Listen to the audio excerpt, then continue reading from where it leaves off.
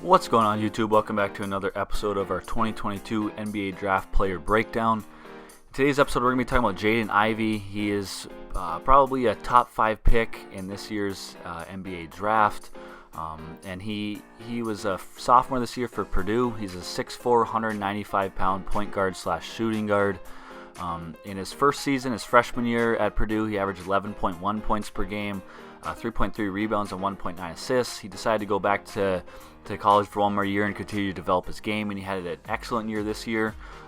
He was a unanimous All-American.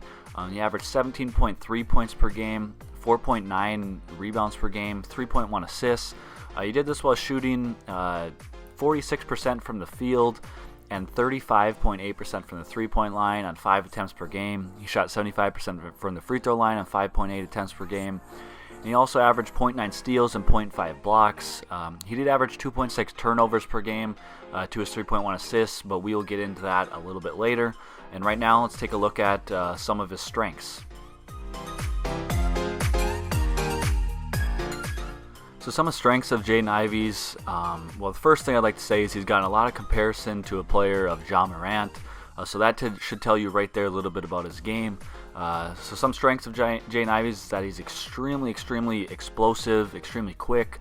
He's 6'4", 200-pound combo guard. He's got really good length.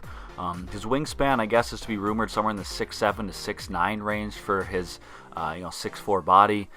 He's also pretty strong for his position. I said at 6'4", 200 pounds, he's got a good frame to him. But really one of the biggest things is he's just a freak athlete. He's extremely quick, explosive. When he gets a rebound or gets an outlet, he can really push it up the floor with extreme speed. There's not many people that will be able to run with him in the open floor and get in his way and be able to stop him. That what comes along with that is he has extremely high motor. He's always looking to attack. He's put pressure on the defense, both in transition and in the half court, just by strictly using his athletic ability and his skill, and his speed, I should say. But to go along with that, he's got a lot of skill to his game. He can shoot the ball pretty well.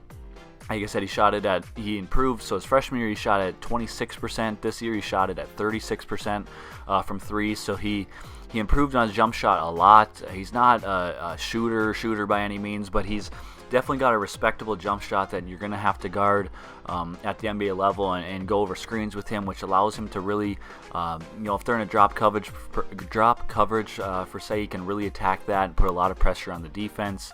But on the defensive end, he's just, like I said, he uses his speed and his athletic ability to get a lot of steals, to get tip the ball from behind if someone gets around him. But another thing that goes along with that is that he can guard multiple positions. He can, if he gets switched out on a bigger player, he can just hound them, get in their space, make them extremely uncomfortable. On point guards, shooting guards, he's able to guard them extremely well and be a really good defender just by using his athletic ability and his speed and his quickness. But on the offensive side, he does have a lot of skill. It's not completely polished yet. He's going to have to continue to develop his jump shot, finish around the rim, making reads as a point guard. But we'll get more into that here when we talk about his weaknesses.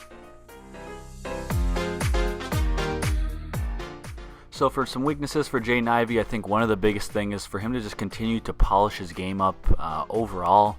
But one of the things that is also a strength happens to be a weakness of his is using his athletic ability, his quickness. On the defensive end, it can get him in a lot of trouble where people can bait him into going for steals. They can bait him into reaching, and he picks up a lot of fouls by playing this ultra aggressive style of play. And then on the offensive side, he can get too deep, not come to 2 feet, or try to make jump passes.